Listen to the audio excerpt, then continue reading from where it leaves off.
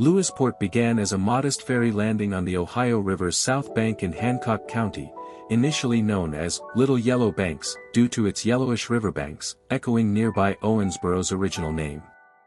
The area attracted pioneers drawn to its fertile floodplains and dense timber stands for logging and farming. In 1837, brothers James and John Prentice platted the town on donated land, aiming to honor their friend Dr. John Lewis, an early settler and surveyor of central Kentucky lands between the Salt and Green Rivers, despite a brief push for Prenticeport. Incorporation and river-based economy, 1839 to 1860 officially renamed Lewisport in 1839 and incorporated in 1844, the town quickly became a hub for river commerce. Settlers like farmers and loggers cleared the forests to build flatboats, floating timber and crops southward to markets. The boats were then dismantled and sold as lumber, with owners trekking back via routes like the Natchez Trace.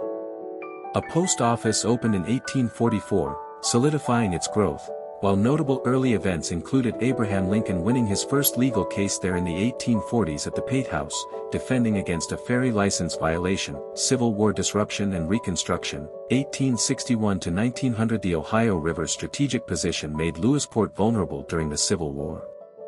In December 1864, Confederate guerrillas Bill Davison and Isaac Coulter captured and looted the Union steamboat Morning Star at the landing, killing 3 soldiers amid rising pro-Confederate raids in Kentucky. Post-war, the town rebuilt around logging and agriculture, with Front Street emerging as a commercial strip featuring homes, a drugstore, and Dr. Knox's office.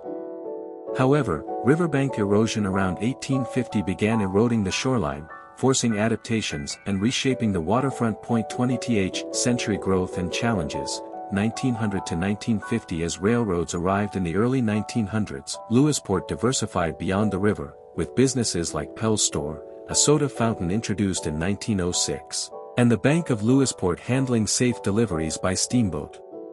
The Great Depression shuttered the bank, but education advanced with the 1938 consolidation of 8 one-room schools into the Lewisport school system, later merging into Hancock County schools.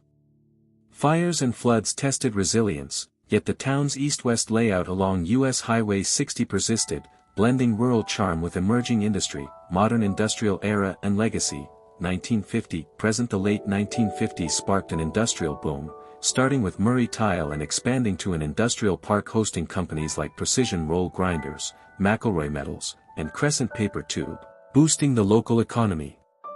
Today, with a population of about 1,767, 2020 census, Lewisport remains the county's largest community, celebrating its river heritage through events like the annual Heritage Festival. Its floodplain location continues to influence life, balancing historical markers, parks, and small-town hospitality with Owensboro area ties.